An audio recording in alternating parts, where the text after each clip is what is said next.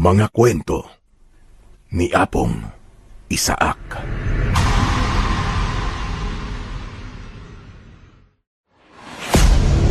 Rodrigo! Aba, ikaw ba yan? Ako nga, Mang Severino. Diyos ko, Panginoon ko! Ikaw nga, Rodrigo! Doon tayo mag-aarap para sa huling laban. Kapag natalo mo ko, maililigtas mo ang iyong anak. Hayop ka talaga! Nasaan ang anak ko? Ilabas mo ang anak ko! Magandang araw po sa inyo, Sir Blair, at sa mga giliw ninyong tagapakinig na walang sawang sumusuporta sa inyo. Isa po ako sa palaging nag-aabang ng bago mong upload sa inyong mga YouTube channel. Kaya naman, naisipan ko na rin po na magpadala ng sarili kong kwento na sana ay magustuhan ninyo at ng inyong mga subscriber. Sinadya ko pong baguhin ang pangalan ng mga tao at lugar sa aking kwento upang maprotektahan po ang kanilang pagkakakilanlan. Darating talaga sa buhay natin na kahit na anong pagtalikod natin sa ating nakaraan ay pilit pa rin tayo nitong susundan kahit saan tayo magpunta. Isa yan sa napatunayan ko po sa naging karanasan ko sa buhay. Tawagin niyo na lang po ako sa pangalang Rodrigo. At ito ang aking kwento. O si Rodrigo, at sa kasalukuyan ay malapit nang tumungtong ang edad ko sa 50. Lumaki ako sa isang liblib na baryo na noon ay palaging sinasalakay ng mga kampon ng kadiliman o ng mga aswang na pinamumunuan ni Lazaro. Sa baryong yun ay ako lamang ang inaasahan na makipaglaban sa mga aswang. At nang mapatay ko ang anak na aswang ni Lazaro, ay doon na huminto ang pagsalakay ng mga aswang sa amin. 10 taong gulang pa lamang ang nag-iisa kong anak na si Makisig nang mamatay ang aking asawa nang dahil naman sa malubhang sakit. Para makapagsimula ng panibagong buhay at dahil wala ng pagsalakay ng mga aswang sa baryo namin, ay nagdesisyon na akong manirahan sa Maynila kasama ang aking anak. Agad naman akong nakahanap ng maayos na trabaho at nang dahil sa pagsisikap ay nakapag-ipon ako at nakapagpatayo ng isang maliit na kainan. Doon na unti-unting guminhawa ang buhay namin at nakapagpatayo na rin ako ng sarili naming bahay. Isang gabi, nasa kwarto ako habang hawak ko ang larawan ng aking asawa na si Elena. Tayang Elena, mas magkakaroon sana ng kabuluhan ang magagandang nangyayari sa buhay namin ng ating anak kung kasama ka namin. Nagkataon lang na noong nagkasakit ka ay walang-wala talaga tayo nun. Kaya hindi kita naipagamot. Sigurado ko na mas masaya sana kami ni Makisig kung kasama ka namin sa buhay na ito. Bahagya akong napapitlag nang may kumatok sa pinto ng aking kwarto. Bumukas yun at pumasok ang anak kong binata na si Makisig. Oh, nakauwi ka na pala. Akala ko mamayang madaling araw ka pa uuwi. Gaya ng palagi mong ginagawa kapag kasama mo mga kaibigan mo. O ano, kumain ka na ba anak? May pagkain pa sa ibaba, initin mo na lang. Busog pa po ako, Tay. Kumain na rin po kami sa labas nila Andrew. At Tay, may sasabihin lang po sana ako sa inyo eh. Ano ba yon? Kung hihingi ka ng pera ay huwag mo nang ituloy. Hindi ko pa rin nakakalimutan ng nalaman ko na panay ang hingi mo ng pera kasi ang sabi mo ay may kailangan kang bayaran sa school. Tapos ay malalaman ko na ibinibili mo lang pala ng kung ano-anong gadget. Hindi po ba sabi ko po sa inyo gusto ko pong mag-buy and sell ng mga gadget. Ayaw niyo naman po akong suportahan kaya napilitan po akong magsinungaling sa inyo. Saka, nag-aaral pa rin naman po ako Kahit na ba, mali pa rin na nagsisinungaling ka sa akin, Makisig. Hindi ka namin tinuruan ng nanay mo ng pagsisinungaling, kaya sigurado ko na natutunan mo yan sa mga kaibigan mo. Isa pa, ang pag-aaral mo ang pagtuunan mo ng pansin at hindi ang pagninegosyo. Saka mo na yan gawin kapag nakatapos ka na ng pag-aaral. Wala pong mali, Tay, kung gusto ko pong kumita habang nag-aaral. Pero sige, ayos lang. Alam ko naman na hindi niyo ako susuportahan sa gusto kong gawin Wala naman pong bago ron Ano ka ba? Pag-aaral ang unahin mo at huwag ang kung ano-anong bagay. Balang araw ay pasasalamatan mo rin ako sa lahat ng mga sinasabi ko sa'yo. Pero Tay, hindi naman po ako nagpunta rito para humingi sa inyo ng pera Gusto ko po sanang hiramin yung kotse nyo. At bakit po kailangang hiramin yon? Hindi porke may lisensya ka na sa pagmamaneho palagi mo na yung hihiramin sa akin. Paniguradong kung saan-saan ka na naman pupunta kasama yung Andrew na yon. Pwede bang layuan mo na kaibigan mo na yon? At kung ano-anong ini-impluwensya nun sa'yo Pwede po bang patapusin niyo po muna ako sa sasabihin ko, Tay? Ang dami niyo po agad nasasabi. Kung ano-ano po agad ang naiisip niyo na gagawin ko.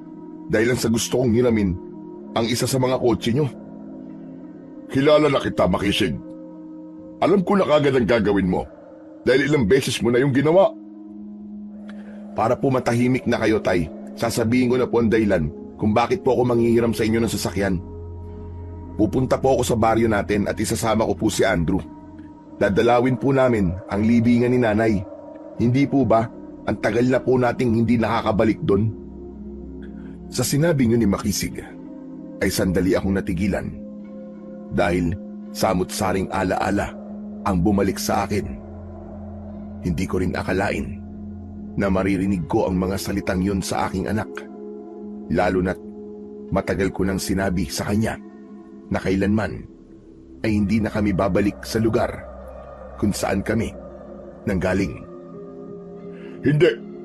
Hindi ka pwedeng pumunta sa lugar na yon. Pero bakit po, Tay? Masama po bang dalawin ko ang libingan ni Nanay at puntahan ang dati nating bahay? Hindi masamang dalawin mo ang libingan ng nanay mo. Ang masama ay hindi natin alam ang sitwasyon sa lugar na yon ngayon. Paano kung may mga aswang na namang sumasalakay doon? Delikado para sa iyo ang bumalik pa roon. Tay, 10 taon pa lang po ako nang umalis po tayo sa baryo natin. 20 na po ako ngayon, Tay. Hindi po ba masyado na matagal na panahon yun na hindi natin nadadalaw si Nanay? Isa pa, umalis po tayo ron na wala na pong mga aswang na sumasalakay doon, di ba? Tama ka. Matagal na panahon na nga tayong hindi bumabalik doon. At sa mga panahong yon, ay wala tayong ideya kung ano na ang nangyayari doon. Malaki pa rin ang posibilidad na may mga aswang na namang umaatake sa baryong yon. Kaya naman makinig ka sa akin, anak. Hindi ka babalik sa lugar na yon. Kahit ako, ay matagal ko nang sinabi sa sarili ko na kailanman ay hindi na ako tatapak pa roon. Kung gusto mong alalahanin ng nanay mo, ay dito mo na lang sa bahay yung gawin at hindi mo na kailangang magpunta pa sa lugar na yon. Kung makapagsalita naman po kayo, Tay, parang wala po kayong magagandang alaala sa baryo kung saan po tayo nanggaling. Hindi po ba? Doon niyo po nakilala si Nanay. Doon din po kayo pinanganak sa baryong yon. Kayo, hinangaan po ng mga tao dahil sa galing ninyong makipaglaban sa mga aswang. Hindi po ako makapaniwala na naririnig ko po mga ganyang salita mula sa inyo. Kulang na lang po isumpa niyo ang baryo natin Hindi mo ba talaga nakukuha ang ibig kong sabihin, ha, Makisig? Wala akong galit o kahit kaunting hinanakit sa baryo natin. Ang sa akin lang naman, hindi talaga ligtas na magpunta ka roon dahil hindi natin alam kung ano ang sitwasyon doon ngayon. Paano po natin malalaman, Tay, kung di po tayo magpupunta? Hindi po ako pupunta ron para magsaya o magbakasyon kung yan po ang iniisip nyo. Gusto ko lang po talagang dalawin ang libingan ni nanay. Kahit buhay ang nanay mo ay sigurado ko na hindi kanya papayagan na bumalik sa baryo natin. Kaya sundin mo na lamang ang sinasabi ko sa'yo. Kung buhay si nanay, malamang ay hinahayaan niya akong gawin ang gusto ko. Basta alam niya na para yun sa ikabubuti ko. Anong sinabi mo? Bakit hindi mo na lang ako diretsuin? Kahit naman po ipaliwanag ko sa inyo, hindi nyo rin ako maiintindihan eh. Magsasalita pa sana ako, pero bigla akong tinalikuran ni Makisig at walang lingon-likod na lumabas siya ng aking kwarto. Makisig! Makisig, bumalik ka rito! Hindi pa tayo tapos mag-usap! Makisig! Kahit na anong pagtawag ang gawin ko sa aking anak, ay hindi na siya bumalik. Napailing na lamang ako. Alam ko na masama ang loob niya dahil hindi ko siya pinayagan sa gusto niyang gawin. Pero ginawa ko yun hindi para kontrolin siya, kundi dahil alam kong yun ang makakabuti para sa kanya. Hindi ko kayang ilagay sa alanganin ang buhay ni Makisig, lalo na't matagal na kaming walang balita sa baryo kung saan kami nanggaling. Wala kaming ideya kung payapa pa rin ba roon o muli na namang sinasalakay ng mga aswang ang lugar na yon.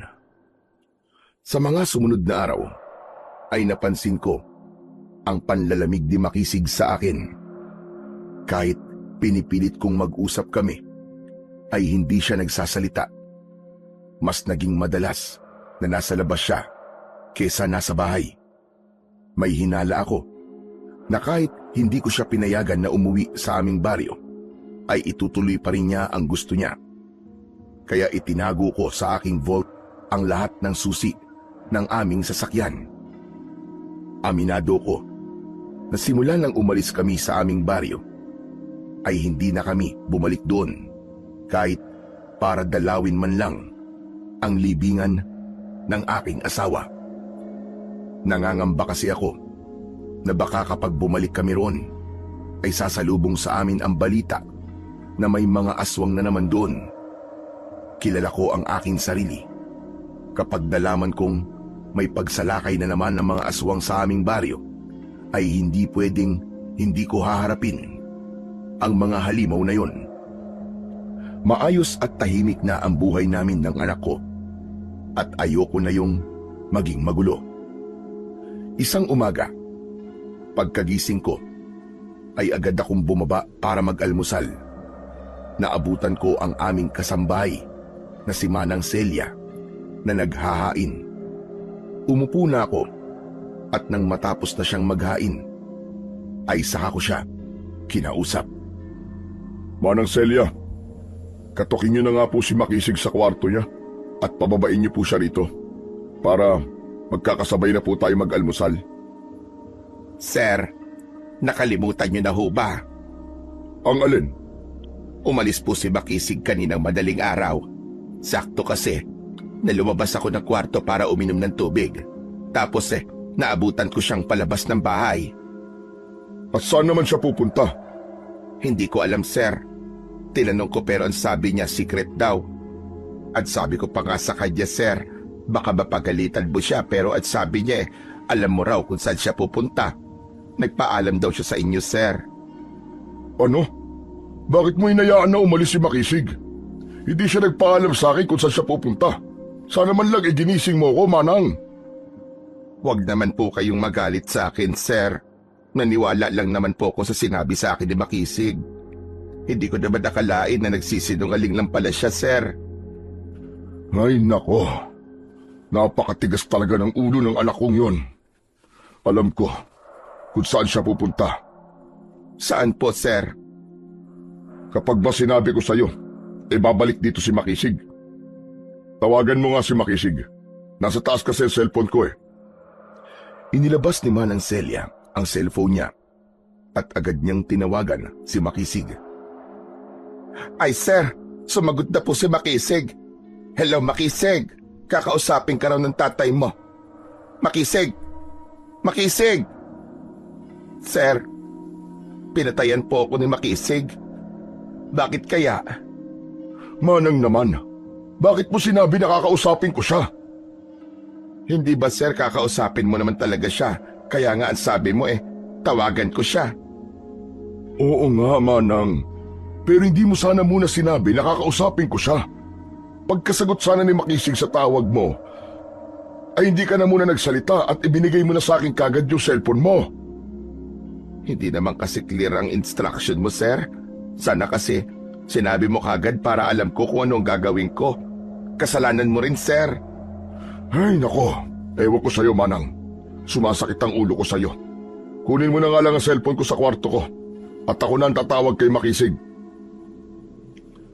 Aalis na sana si Manang Celia, pero agad siyang bumalik. Paracetamol, sir?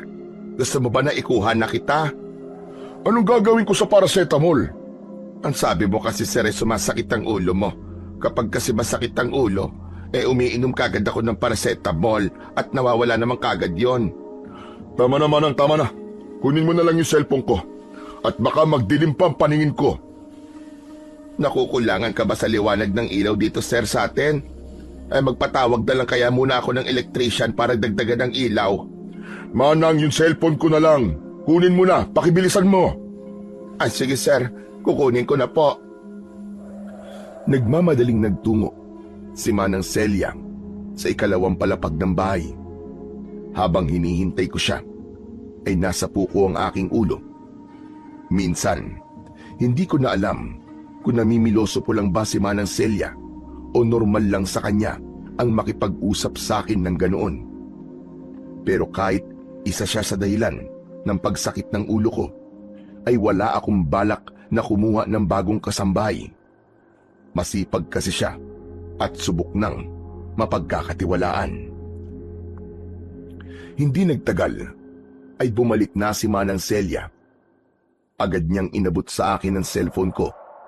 Sinubukan kong tawagan si Makisig, pero nakapatay na ang cellphone niya. Nakita niyo na, Manang? Pinatay na ni Makisig ang cellphone niya. Bakit parang ako na naman, sir, ang sinisisi mo? Hindi naman ako nagpatay ng cellphone ni Makisig. Hindi na lang ako nagsalita dahil alam ko na kapag nagsalita pa ako ay mas lalong hahaba ang usapan namin ni Manang Celia at baka nga tuluyang sumakit na ang ulo ko. Hanggang sa isang ideya ang naisip ko. Nagpadala na lang ako ng text message kay Makisig at sinabi ko na kapag hindi niya ako tinawagan ay hindi na siya makakatanggap ng allowance sa akin buwan-buwan. Umasa ako na magiging epektibo ang pananakot ko na yon sa kanya at anumang oras sa araw na yon ay tatawag siya sa akin. Maghapon akong naghintay ng tawag ni Makisig. Hindi na rin ako umalis ng bahay dahil alam ko na hindi ako makakapagtrabaho ng maayos hanggat hindi ko nakakausap ang anak ko. Alam ko naman kung saan siya pupunta, pero gusto ko pa rin na marinig mismo sa bibig niya ang mga sagot sa mga tanong ko. Paminsan-minsan ay sinusubukan ko pa rin kontakin ang number ni Makisig, pero bigo pa rin ako dahil nakapatay pa rin ang cellphone niya. Hanggang sa sumapit na ang gabi, hindi pa rin tumatawag sa akin si Makisig. Nasa hapagkainan na kami ni Manang Celia.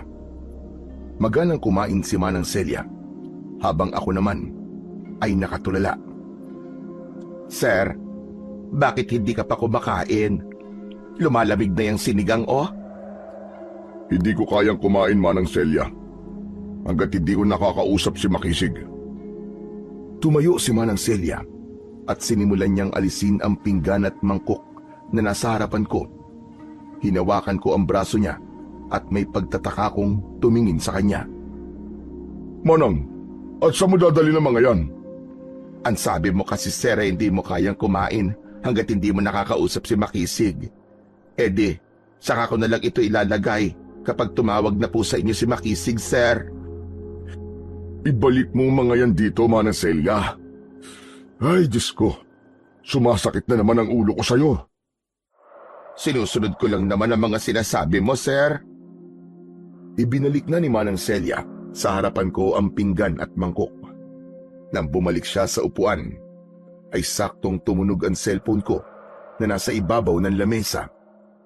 Pakiramdam ko ay tumalon ang puso ko nang rumihisto sa screen ng cellphone ang pangalan ni Makisig.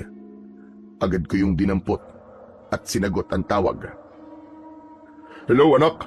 Makisig. Nasaan ka? Talagang tinatanong niyo pa po. Hindi po ba sinabi ko na po sa inyo kung saan ko gustong pumunta? Ang tigas talaga ng ulo mo. Ay, nako. Siguro ay sinusulong ka na naman ng kaibigan mo, no? Mali po kayo, Tay. Sariling desisyon ko po ito. Hindi ko po kasama si Andrew kasi may pupuntahan daw siya. Saka, nag-commute lang po ako kasi alam ko pong itinago niyo ang lahat ng susi ng sasakyan natin. Ay, nako. Napakatigas talaga ng ulo mo. Hindi ka marunong makinig sa akin. Kayo po ang hindi marunong makinig sa akin, Tay. Alam ko po ang ginagawa ko.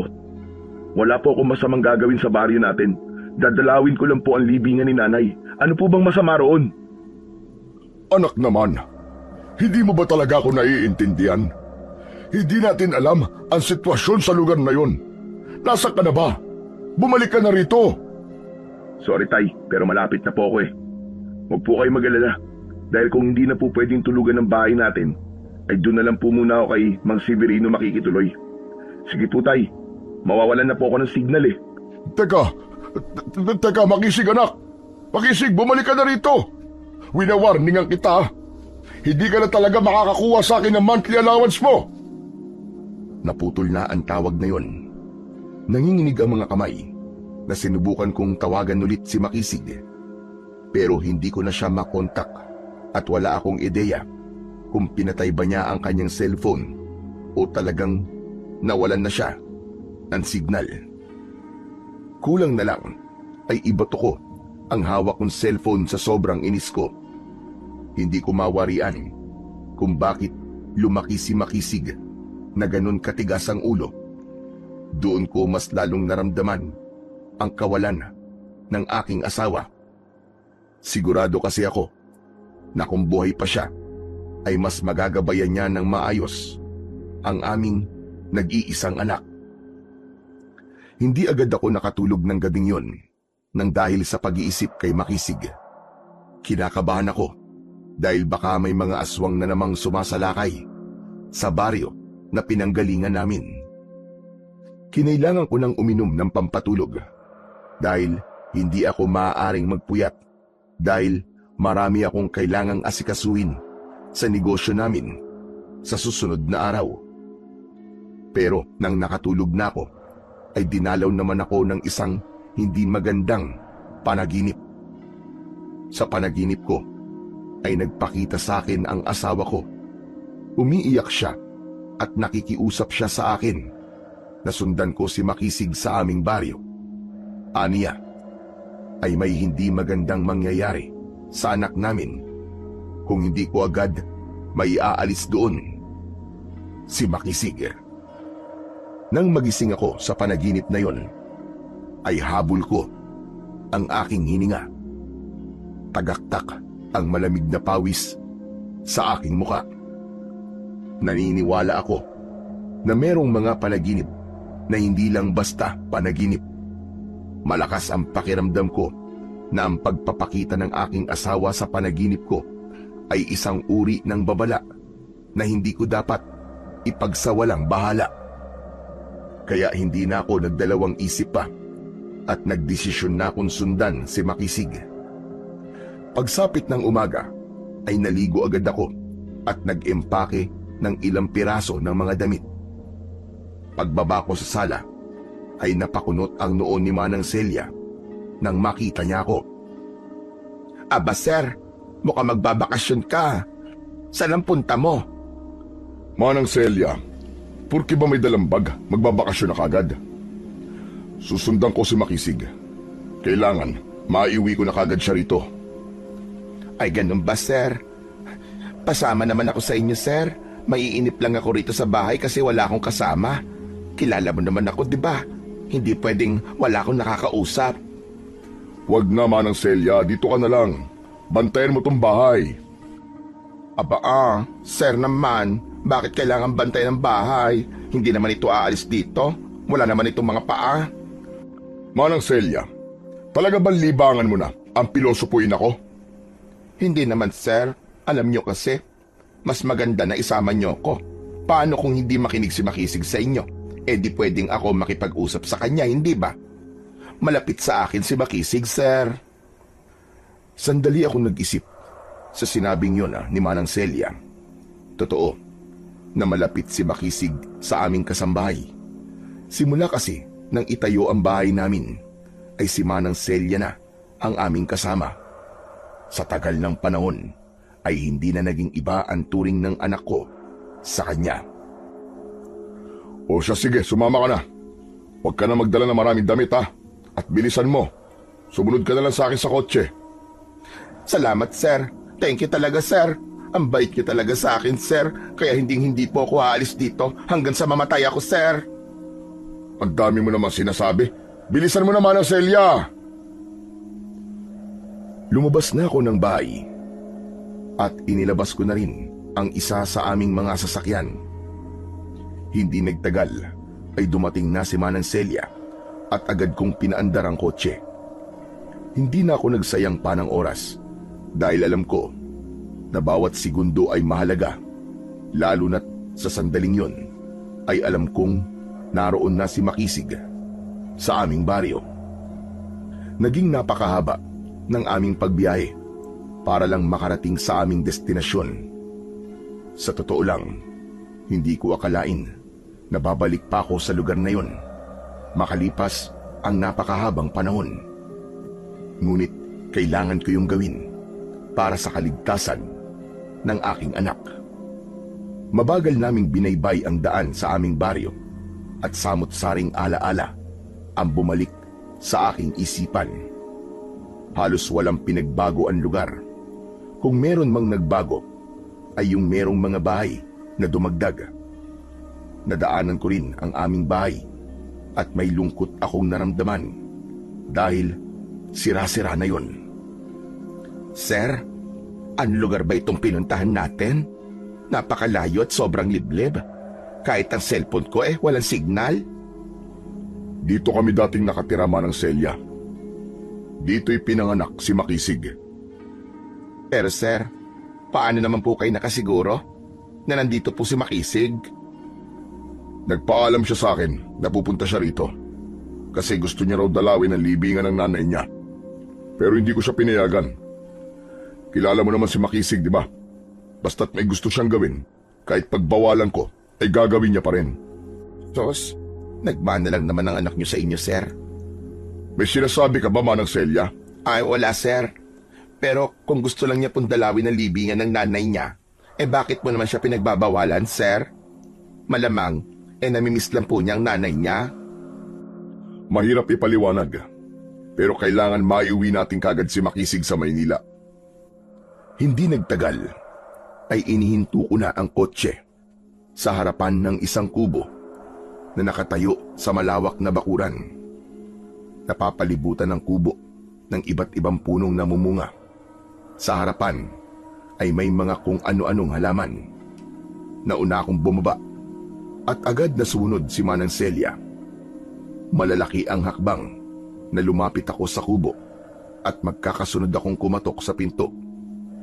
Hindi nagtagal ay bumukas ang pinto at isang matandang lalaki ang bumungad sa amin. Payat ang matandang lalaki. Medyo matangkad siya at ang buhok niya ay puro puti na. Bumakas ang gulat sa mukha ng matandang lalaki nang makita niya ako. Para bang nakakita siya ng isang patay na bumangon mula sa hukay. Rodrigo! Aba, ikaw ba yan? Ako nga, Mang Severino. Diyos ko, Panginoon ko! Ikaw nga, Rodrigo! Maluwa-luwa akong niyakap ni Mang Severino. Sa higpit ng yakap niya ay naramdaman ko kung gaano siya kasaya na muli niya akong nakita matapos ang mahigit 10 taon. Nang humiwalay siya sa pagkakayakap sa akin, ay agad niyang pinunasan ang kanyang mga luwa at bakas pa rin sa mukha niya ang pagkabigla. Tinignan niya ako mula ulo hanggang paa. Ang laki na ng pinagbago mo, Rodrigo. Mukhang asensado ka na sa buhay. Hindi naman po, Mang Severino. Medyo pinalad lang po ang buhay sa Maynila. Sir, hindi mo ba ako ipapakilala sa lalaking kausap mo? Ah, oo nga pala, Mang Severino. Ito ho si Manang Celia. Siya pong kasambahay namin sa bahay.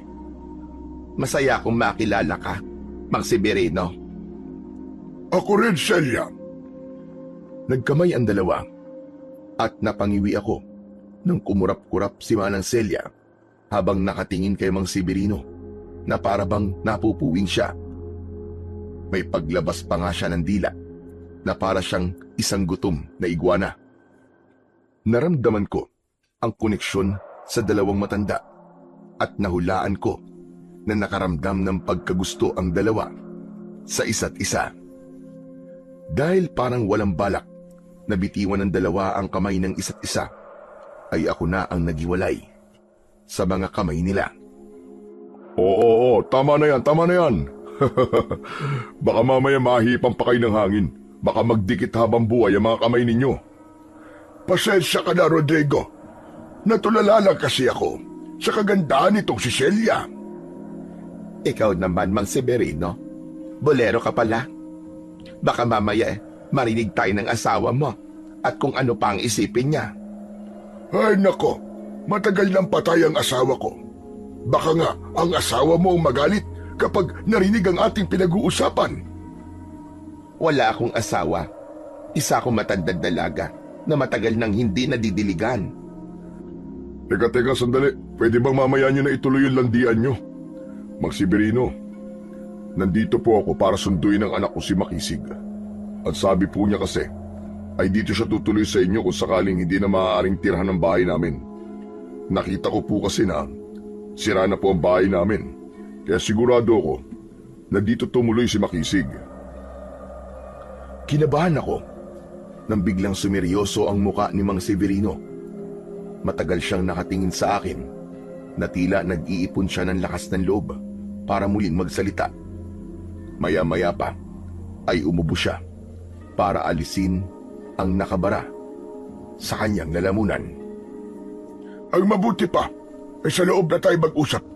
Halika, tuloy kayo. Nilakihan ni Mang Severino ang pagkakabukas ng pinto. Pumasok kami ni Manang Celia. Magkatabi kaming naupo sa isang mahabang upuan na naroroon, habang si Mang Severino ay umupo sa pang-isahang upuan. Mang Severino, huwag na kayo magpaligoy-ligoy pa. Nandito ba si Makisig? Oo, nandito nga siya. Dumating siya rito kahapon at nagulat nga ako sa pagdating niya. Sinabi niya na makikituloy siya rito sa bahay ko dahil sira na nga ang inyong bahay. Pinatuloy ko siya dahil alam kong wala siyang ibang mapupuntahan habang nandito siya. Ngunit ikinalulungkot ko na sa ngayon ay wala na siya rito sa bahay ko. Ano pong ibig niyo sabihin? Umalis na po ba siya? Bumalik na po ba siya na Maynila? Sana nga ay ganun lang ang nangyari. Pero hindi. Huwag kang mabibigla, Rodrigo. Pero ilang taon nang sumasalakay ang mga aswang dito sa baryo natin na pinamumunuan ni Lazaro. Ano? Si Lazaro? Ang akala ko ba'y nangako na siya na hindi na siya magbabalik dito matapos kong patayin ang anak niyang aswang? Kung alam ko lang na hindi siya tutupad sa naging usapan namin, ay dapat pinatay ko na siya noon pa. Sandali, sir. Ano bang aswang-aswang ang sinasabi niyo? Huwag niyong sabihin na may aswang sa lugar na ito, sir. Mamaya na ako magpapaliwanag sa inyo, Manang Celia.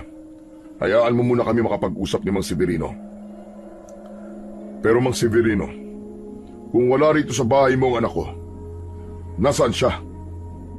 Nung nakaraang gabi, ay sumalakay dito sina Lazaro. Pero halatang ang puntirya nila ay si Makisig. Dahil dito lang sila sa bahay nagpunta. Kinuha nila si Makisig. At ang sabi ni Lazaro, kung sakaling darating ka rito, ay sabihin namin sa iyo na hawak niya ang iyong anak. Aniya, ay kailangan mong puntahan si Makisig sa kuta nila, doon sa paanan ng bundok. Nilukob ako ng labis na kaba at takot sa aking narinig. Nanlamig ang buo kong katawan na parabang binuhusan ako ng isang drum na yelo. Doon ko napatunayan na totoo ang babala ng aking asawa nang magpakita ito sa aking panaginip. Sa kasamaang palad ay huli na nang dumating ako dahil nakuha na ni Lazaro ang aking anak. Mariin kong naikuyom ang aking mga kamao. Napakahayop talaga ni Lazaro. Sigurado ko na matagal niya na itong pinagplanuhan para maghiganti sa akin. Hinintay niyang bumalik dito ang anak ko para makuha niya. Yan din ang naisip naming lahat. Patawarin mo kami kung hindi namin nagawang protektahan si Makisig. Lahat kami nagulat sa biglaang pagsalakay ng mga aswang nung nakaraang gabi. Huwag kayong humingi ng tawad sa akin, Mang Severino. Dahil wala namang kayong kasalanan sa akin. Kung meron man dapat humingi ng tawad sa akin, ay walang iba kundi si Lazaro. Pero kahit humingi pa siya ng tawad, ay hindi ko yun ibibigay sa kanya. Sisiguraduhin ko na sa susunod na magkakaharap kami, ay papatayin ko na siya. Kung ganun, ay haharapin mo si Lazaro at ang mga alagad niya. Ganun na nga, Mang Severino. Yun naman ang dapat kong gawin. Dahil buhay na ng aking anak ang nakasalalay dito. Pero Rodrigo, ang sabi ni Lazaro ay kailangan mo siyang puntahan sa kuta nila sa paparating na pagbilog ng buwan. At alam mo naman kung bakit yun ang pinili niya. Dahil mas malakas sa mga aswang kapag bilog ang buwan. Tuso talaga siya. Pero bilog man o hindi ang buwan, ay kaya ko siyang harapin. Nagawa ko na siyang pabagsakin noon at magagawa ko ulit yun ngayon. Kailangan ko lang ng mabilis ang pagsasanay dahil matagal-tagal na rin ang uling beses na nakipaglaban ako sa mga aswang. Habang nagpapatuloy ang pakikipag-usap ko kay Mang Severino, pakiramdam ko ay nakalutang na ang aking utak. Wala na ako sa aking sarili dahil ang tanging nasa isip ko ay kung ano ang kalagayan ng anak ko sa sandaling yon. Natatakot ako na baka kung ano na ang ginawa ni Lazaro kay Makisig dahil sa tindi ng galit niya sa akin. Kinagabihan, matapos naming maghapunan, ay lumabas ako ng bahay ni Mang Severino. Habang nakatayo ako sa labas, ay nanigarilyo ko upang kahit paano ay kumalma ang aking pakiramdam. Nakakailang buga pa lamang ako nang may marinig akong papalapit sa akin. Sa paglingon ko ay nakita ko si Manang Celia na palapit sa akin. Tumayo siya sa kaliwa ko. Sir, hindi ba't matagal ka nang huminto sa paninigarilyo? Ngayon lang naman ulit, Manang Celia. Kailangan ko lang kumalme. Kanina pa kasi ako hindi mapakali. Baka naman pwede mo nang sabihin at ipaliwanag sa akin ang nangyayari dito, sir. Mula kanina ay pinagbigyan na kita at hindi kita inabala. Isa akong manunugi sa baryong ito, Manang Celia. Nang mamatay sa sakit ang asawa ko at masiguro kung niligtas na ang baryong ito mula sa mga aswang, ay saka kami umalis dito ni Makisig. Si Lazaro, sir. Sino ba siya? Bakit at sabi mo gusto niya maghiganti sa iyo? Si Lazaro ang pinuno ng pinakamalakas na grupo ng aswang na sumasalakay dito noon. Nagkaroon kami ng matinding pagharap at nagawa kong patayin ang anak niyang aswang. Sugatan na noon si Lazaro, Pwedeng-pwede ko na siyang patayin.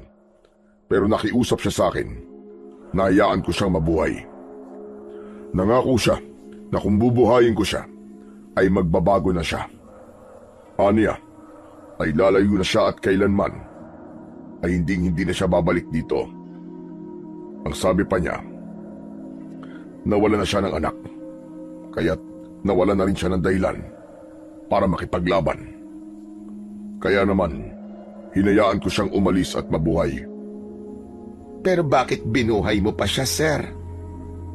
Dahil isa akong tatay, naramdaman ko ang sakit na nararamdaman noon ni Lazaro. At bilang isa rin akong ama, ayun na lamang ang kaya kong ibigay sa kanya. Naniwala ako na magbabago siya at lalayo. Pero hindi siya tumupad sa aming usapan. Malinaw na ang lahat sa akin, sir.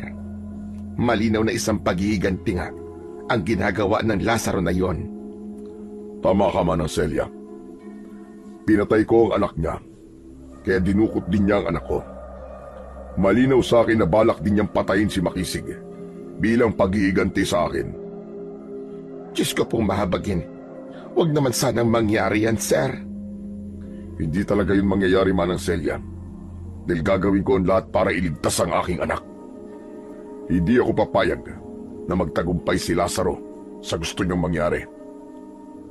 Pero sir, hindi niyo po ba naisip na maaaring isang patibong ang paghaharap ninyo ni Lazaro? Narinig ko na kailangan mo magpunta sa kuta ng mga aswang sa paparating na pagbilog ng buwan. At kapag bilog ang buwan, sir, ay mas malakas sa mga aswang. Hindi kaya paghahandaan ka nila, sir? Wala akong pakialam sa bagay na yung, Manang Celia. Ang gusto ko lang ay ang mailigtas si Makisig. Kahit isa yung patibong ay sigurado ko na kaya ko silang laban ng lahat, lalong-lalo na si Lazaro. Kahit sarili kong buhay ay kaya kong isugal para sa aking anak. Hindi mo na nakapagsalita si Manang Celia. Matapos ko yung sabihin, nang tumingin ako sa kanya, ay nakangiti siya ng matamis. Nagtaka ako sa naging reaksyon na yon ni Manang Celia. Oh, Manang Celia, bakit nakangiti ka dyan? Wala lang, sir. Naisip ko kasi na kung naririnig di Makisig ang mga sinasabi mo ngayon, ay sigurado akong matutuwa siya, sir. At bakit mo naman nasabi yan? Madalas kasing maglabas ng sama ng loob si Makisig sa akin, sir. Sinasabi niya na pakiramdam daw niya ay hindi mo siya mahal at wala kang pakialam sa kanya. Naniniwala siya na mas mahal mong negosyo mo kesa sa kanya, sir. Mahal na mahal ko ang anak ko. Kaya nga, tinututukan ko ang negosyo namin dahil gusto ko siyang mabigyan ng mas maganda pang buhay. Kung hindi ko paglalaanan ng oras ang aming negosyo, ay baka matagal na kaming bumalik sa pagiging mahirap. At kung wala ang negosyong yon, ay baka hindi nagagawa ni Makisig ang mga bagay na nakakapagpasaya sa kanya, gaya ng pagbili ng kung ano-ano at ang halos gabi-gabi niyang pagpunta sa bar. Hindi mo ba nahahalata, sir, kung bakit ginagawa ni Makisig ang mga bagay na iyon? Kung bakit matigas ang ulo niya at madalas ay sinusuway ka niya, sir? Yun ay dahil gusto niyang pansinin mo siya. Sinabi niya sa akin na kapag may nagawa kasi siyang mali, ay saka mo lang siya kinakausap para pagalitan, Sir Rodrigo. Alam niyo, sir, uhaw sa atensyon at oras mo si Makisig. Alam ko na mas marami ang oras mo para sa iyong negosyo dahil yun ang bumubuhay sa inyong mag-ama. Pero sana, sir, ay huwag mo rin kakalimutan na meron kang anak at nag-iisa lang siya sa buhay mo. Pakiramdam ko ay napakaraming palaso ang bumaon sa dibdib ko sa mga sinabing yon ni Manang Celia. Natigilan ako. Hindi ko na alam kung ano pa ang dapat kong sabihin hanggang sa iniwanan na ako ni Manang Celia at bumalik na siya sa loob ng bahay. Hindi ko na malayan na may mga luha nang pumapatak mula sa mga mata ko. Naisip ko ang nararamdaman ni Makisig sa tuwing nasa bahay kami pero hindi ko man lang siya kinakausap. Hindi ko tinatanong kung kumusta na siya o anong ginawa niya sa maghapon dahil kahit nasa bahay ako ay nakatutok pa rin ako sa pagtatrabaho. Nang sandaling yon ay napagtanto ko ang kakulangan ko bilang ama sa aking nag-iisang anak. Tumingala ako sa kalangitan habang walang patid ang aking pagluha. Panginoon ko, nakikiusap ako sa inyo. Hayaan mo akong magtagumpay na iligtas ang aking anak mula sa mga aswang. Bigyan mo pa ako ng pagkakataon para bumawi sa kanya, Panginoon. Nangangako po ako sa inyo na ibibigay ko na kay Makisig ang pagmamahal ng isang tatay na dapat ay nararamdaman niya mula sa akin. Nanatili pa ako ng ilang minuto sa aking kinatatayuan. Ayoko pang pumasok sa bahay ni Mang Severino dahil ayokong malaman nila na ako ay umiiyak. Kilala kasi nila ako bilang matatag at matapang na hindi marunong umiyak. Hinayaan ko lang ang sarili ko ng sandaling yon na ilabas ang lahat ng emosyon na dapat kong ilabas. Nang sumunod na araw, sa almusal, ay pinag-usapan namin ni Mang Severino ang dapat kong gawin upang iligtas si Makisig mula sa aswang na si Lazaro. Mamaya, sisimulan ko na kagad ang aking pagsasanay. Pero 1 linggo pa pala bago sumapit ang kabilugan ng buwan. Parang hindi ko na kayang maghintay ng ganong katagal. Ano kaya kung sumugod na ako sa kuta ng mga aswang? Naiintindihan ko kung bakit mo yan nasasabi. Pero hindi magandang ideya na sumugod ka roon nang hindi pa dumarating ang gabing sinabi ni Lazaro. Baka kapag sumuway ka sa sinabi niya, ay kung anong gawin niya kay Makisig. Tandaan mo, hawak ni Lazaro ang buhay ng anak mo, Rodrigo. Sa bagay, may punto ang sinabi niyo. Hindi ko lang talaga maiwasang mag-alala kay Makisig dahil baka kung ano nang ginagawa sa kanya ni na Lazaro. Pero kailangan ko ang aking agimat, Mang Severino. Maaari bang mamayang gabi ay samahan niyo ako sa kuweba kung saan ko yun itinago? Oo naman. Kung gusto mo, pagkatapos natin mag-almusal, ay magtungo na tayo roon. Sige po. Hindi ako maaaring makipaglaban sa mga aswang nang wala yun. Dahil yun ang magdadagdag sa lakas ko. Sasama ako sa inyo, sir. Ayoko mag-isa lang dito dahil maiinip lang ako. Kung gusto niyo sumama, ikaw ang bahala, Manang Celia. Pero magpapaalala lang ako. Malayo rito ang kuwebang kailangan natin puntahan. Mahabang lakarin yun at baka mapagod kagad kayo. Huwag kang mag-alala, sir. Dahil sanay akong mapagod. Ang dami ko kayang ginagawa araw-araw sa bahay nyo.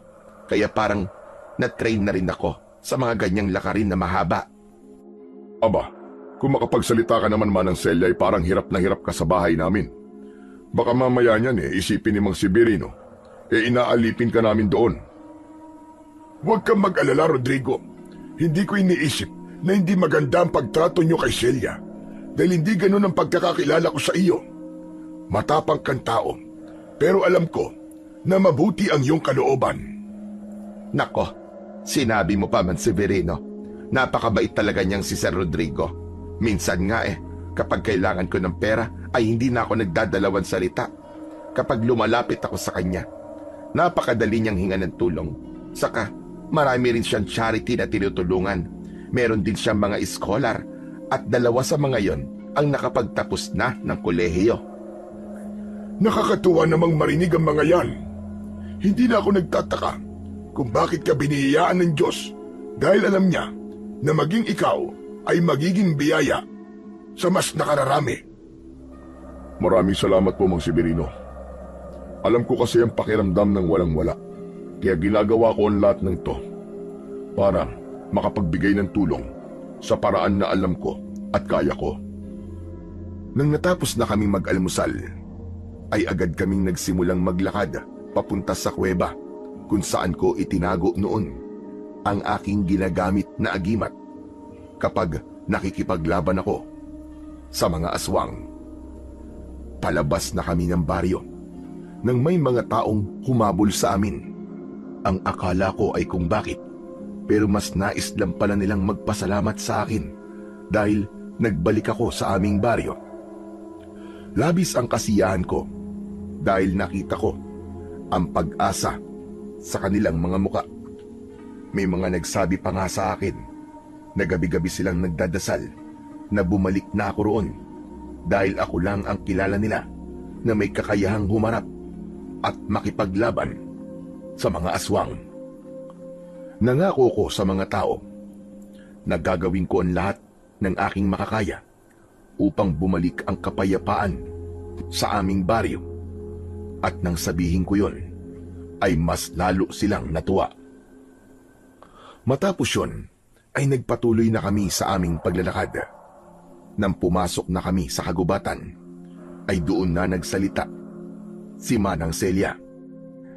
Hindi ako makapaniwala, sir, na napakaraming tao pala ang humahanga sa inyo rito.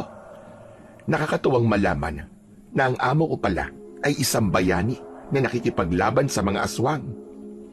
Totoo yan sinabi mo, Celia. Marami talaga ang humahanga rito kay Rodrigo. Hindi lang humahanga, kundi mataas din ang respeto naming lahat para sa kanya. Hindi biro, yung halos ialay niya na ang buhay niya para sa aming lahat sa pakikipaglaban niya sa mga aswang. Naging mabuti rin kasi kayong lahat sa akin, Mansiberino. Hindi lang sa akin, kundi pati na rin sa mag-ina ko nung dito pa kami nakatira. Kaya nang matutunan kong makipaglaban sa mga aswang sa tulong ng aking lolo, ay nangako ko sa akin sarili na gagamitin ko ang kaalaman na yon para protektahan kayong lahat. Pero sa totoo lang, ayoko na sanang bumalik pa kami rito ni Makisig. Hindi dahil sa meron akong hinanakit, kundi ayoko nang magulo ang aming buhay sa Maynila. Naiintindihan kita. Kahit ako, kung may kakayahan lang sana akong mamili, ay mas gusto ko ang tahimik na buhay. Lahat naman tayo ay ganun ang ninanais. Pero ako, ayos lang sa akin na maging magulo ang mundo ko. Kung ikaw ang gugulo nun, Severino. Manang, kinikilabutan naman ako sa sinasabi mo. Ang tanda nyo na pero parang sobrang harot nyo pa. Aba, wala sa edad ang paghaharot, sir. Oo na. Bahala ka na sa buhay mo, Manang. Matanda ka na, kaya alam mo na ang ginagawa mo. Nagpatuloy na kami sa aming paglalakad, papunta sa kuweba. Mas mataas na ang sikat ng araw, kaya ramdam ko na ang masakit na init ng araw sa aking balat. Pinagpapawisan na rin kami dahil mahigit kalahating oras na kami na naglalakad. Malayo pa ba tayo? Pwede bang magpahinga na muna tayo, sir? Sinabi ko naman sa inyo kanina na mahabang lakarin ang gagawin natin Hindi ka naman kasi nakinig sa akin. Ang akala ko kasi nagbibiro lang kayo, sir, para hindi ako sumama. Hindi ko akalain na totoo palang malayo. Huwag kang mag-alala, Celia. Medyo malapit naman na tayo. Siguro mga 20 minuto na lang. Saka, gusto mo ba na pag-uwi natin sa bahay imasahe ko ang iyong mga paa? Hindi mo na itatanong. Kilala ko sa baryo namin na magaling na manggagamot at manghihilot. Aba, hindi ko tatanggihan ang alok mo na yan, Severino. Pero, pwede bang wag lang ang mga paa ko ang imasahe mo, kundi pati na rin ang buong katawan ko? Kung yan ang gusto mo, hindi rin ako tatanggi dyan. Pinigilan kong matawa sa naging pag-uusap ng dalawang matanda na sina Manang Celia at Mang Severino. Nararamdaman ko kasi na nagkakagustuhan na kagad ang dalawang ito sa unang beses na nagkita sila. Wala ako sa posisyon para pigilan ang kanilang nararamdaman, kaya hinayaan ko na lang silang dalawa. Hindi nagtagal ay narating na nga namin ang harapan ng kuweba na aming pupuntahan. Sandali akong huminto habang nasa magkabila ang gilid ko ang aking mga kasama. Sa totoo lang, hindi ko akalain na babalik ako sa lugar na to para kunin ang agimat na inakala kong hindi ko na kailangan. Pero alam naman nating lahat na kailangan mo ang agimat na yon dahil malakas na uri ng aswang si Lazaro. Sa tagal ng panahon na hindi kayo nagkaharap, ay sigurado ako na nakapagpalakas siyang muli. Tama ka, Mang Severino. Hindi ko kayang labanan si Lazaro nang wala ang aking agimat. Nauna akong pumasok sa loob ng kuweba, habang nakasunod naman sa likuran ko si Mang Severino. Maraan ang aking paglalakad dahil may parte ng daan sa kuweba na may malalaking bato. Noon, bago kami umalis ni Makisig sa baryong yun, ay itinago ko sa loob ng kuwebang yun ang aking agimat at nangako ko na hindi ko na yun kukunin doon. Ipinagdasal ko na kung sakaling merong makakahanap sa agimat ko ay yung taong karapat-dapat at may hangarin na ipagtanggol ang aming baryo mula sa mga aswang. Nang narating na namin ang dulo ng kuweba, ay lumapit ako sa isang malaking puting bato. Nasa ilalim nun ang aking agimat. Ngunit habang nakatingin ako sa bato, ay napakunot ang aking noo. Bakit, Rodrigo? May problema ba? Yung bato, kung saan ko po itinago ang agimat. Sa tingin ko, ay nagalaw siya ng kaunti. Kahit matagal ko nang hindi nakikita yan, ay tandang-tanda ko pa rin kung paano ko yan iniwanan noon. Sa tingin ko, ay normal lang naman na gumalaw yan, lalo na't napakatagal ng panahon ang lumipas. May ilang lindol din na dumaan dito, kaya hindi pwedeng hindi yan maiiba ng pwesto. Kinakabahan akong lumuhod at maraan kong hinawakan ang bato gamit ang dalawa kong kamay. Iniangat ko ng dahan-dahan ang bato at nagimbal ako dahil wala na roon ang aking agimat. Nang ibaba ko sa tabi ang bato, ay hindi makapaniwalang tumingin ako kay Mang Severino. Mang Severino, ang agimat ko, wala na rito. Sigurado ka ba na dyan mo inilagay yun? Sigurado po ako. Hindi po ako pwede magkamali. Inilagay ko pa ngayon sa isang pulang tela. Anak ng putya, saan na napunta? Bakit na wala na yun rito? Ikaw lang po nakakaalam na dito ko yun itinago. Aba, hindi ko naman yung kinuha. Alam ko na ikaw lamang ang pwedeng gumamit noon. Hindi ko po kayo pinagbibintangan. Pero baka meron po kayong pinagsabihang tao na nandito ang aking agimat. Wala akong ibang pinagsabihan. Aba teka, sandali. Si Makisig. Ano pong tungkol kay Makisig? Noong nagpunta siya sa bahay ko at nag-usap kami, tinanong niya kung alam ko kung saan mo itinago ang agimat mo. Sinabi ko naman sa kanya kung nasaan dahil anak mo siya. Hindi kaya nagpunta siya rito para kunin yon. Natatandaan ko rin na nung nagpunta siya sa sementeryo para dalawin ang puntod ng nanay niya, ay napakatagal niya bago bumalik sa bahay. May hinala ko na nagpunta siya sa kuwebang ito. Sa mga sinabi niyo, mukhang si Makisig nga ang may hawak ng agimat ko. Pero hindi ba magandang bagay iyon, sir? Ang sabi mo ay ginagamit yon sa pakikipaglaban sa mga aswang. Kung ganon, ay merong magagamit si Makisig laban sa mga aswang na dumukot sa kanya. Hindi alam ni Makisig kung paano gamitin ang agimat na yon. Kailangan pandasalan yon para magising ang kapangyarihan nun. Lalo na at napakatagal nang hindi yun nagagamit. Pero hindi pa rin tayo sigurado kung si Makisig nga ang may hawak sa agimat. Maaari na may ibang tao na nagpunta rito at nakakita sa agimat. O pwede ring hawak yun ni Lazaro. Kung paano niya nalaman na kinaroroonan ng aking agimat, ay hindi ko na alam. Sa tingin ko, ay si Makisig talaga ang may hawak ng agimat mo, sir. Paano ka naman nakakasiguro na nasa kanya ngayon? Bahagyang yumuko si Manang Celia at meron siyang kinuwang bagay sa lupa. ipinakita niya yon sa amin. Isa yung balat ng bubblegum. Oh, anong meron sa balat ng bubblegum na yan? Hindi mo ba alam, sir?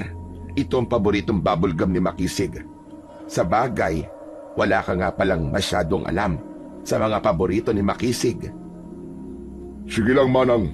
Ipaalala mo palalo sa akin kung gaano ko kawalang kwentang tatay. Ay, hindi naman, sir. Hindi naman sa ganun ang ibig ko sabihin.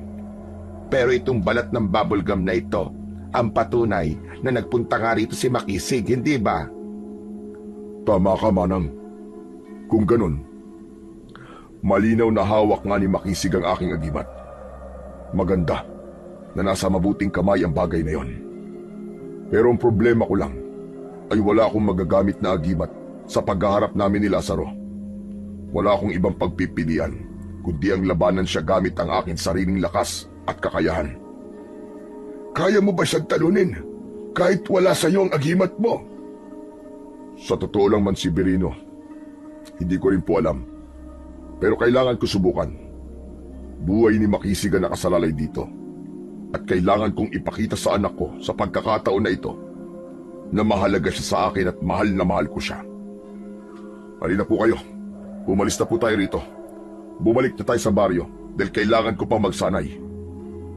Hindi na kami nagtagal sa loob ng kuweba at magkakasama na kaming lumabas doon. Habang naglalakad kami palabas ng kuweba, ay walang ibang nasa isip ko kundi si Makisig. May kaba akong naramdaman dahil kailangan kong labanan si Lazaro nang hindi umaasa sa agimat. Pero wala na akong pakialam pagdating sa bagay na yon dahil ang tanging hangad ko ay ang mailigtas ang anak ko mula sa kapahamakan.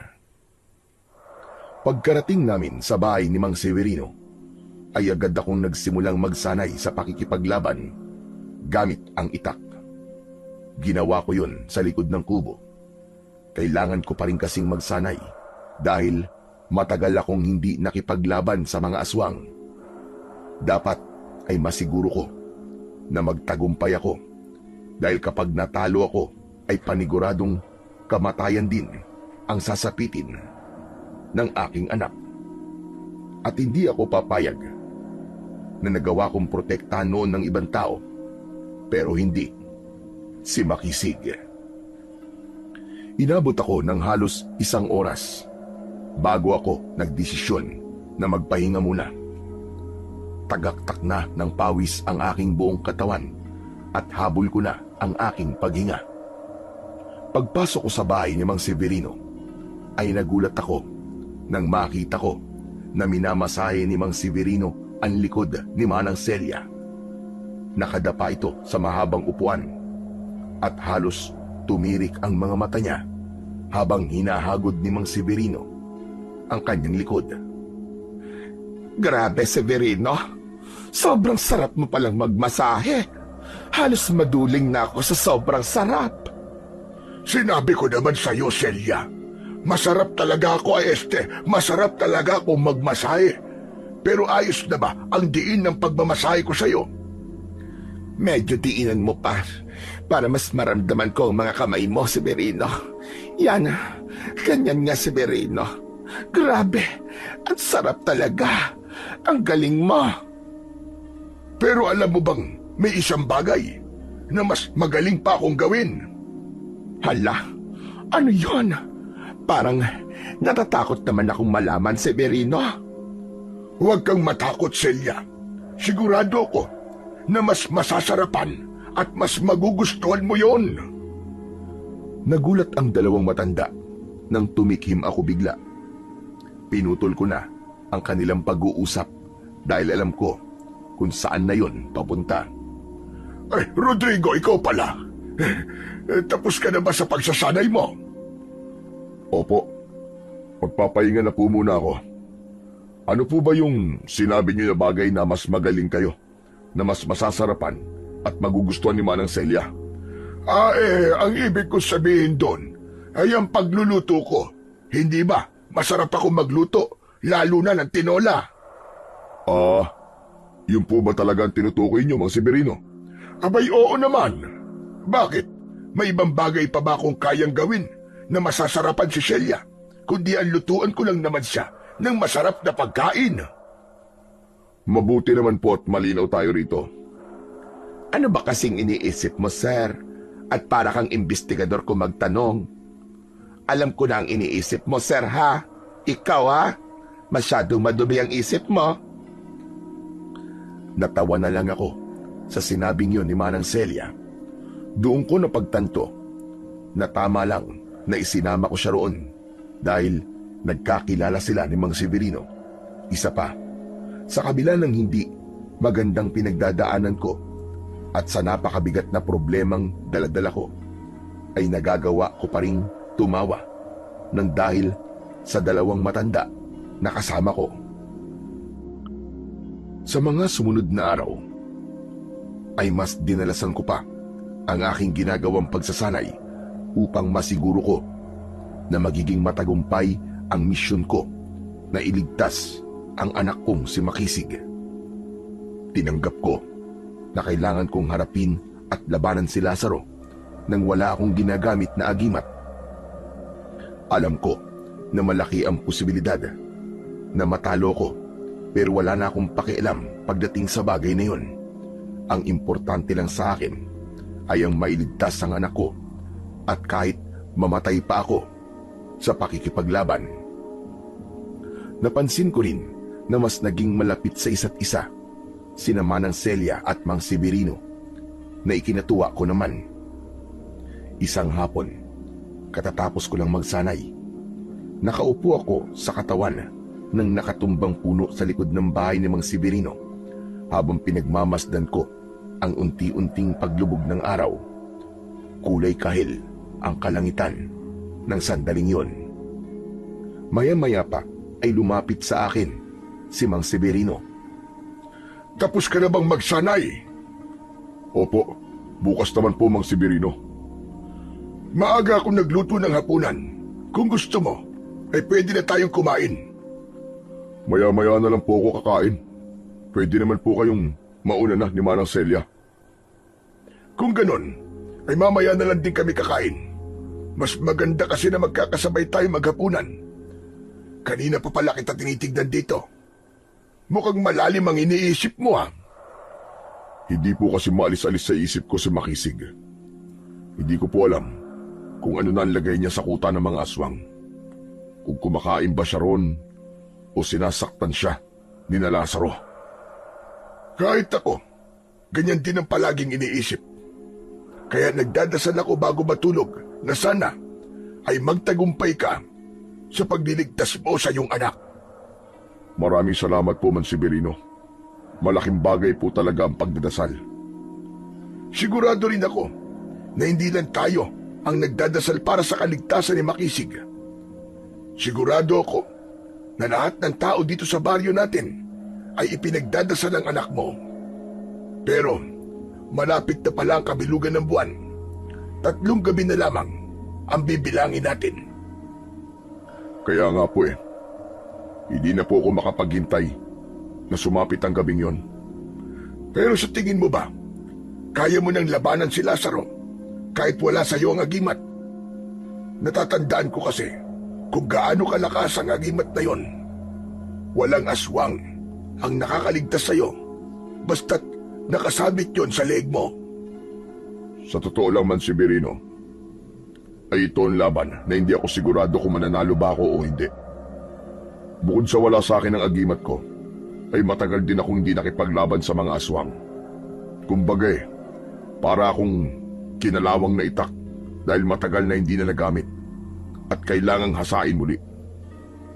Ang tanging pinangahawakan ko na lang sa ngayon ay ang pananampalataya ko sa Panginoong Diyos na hindi niya kami pababayaan ng aking anak.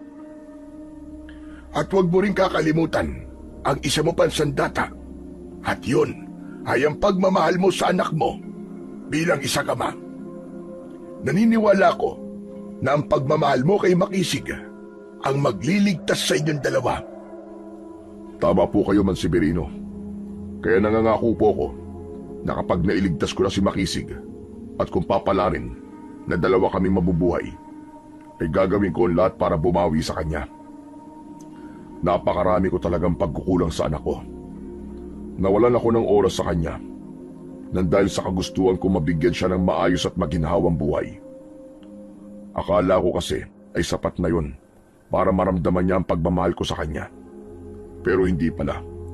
Kailangan pa rin pala niya ng oras at atensyon ko. Huwag kang masyadong mag-alala.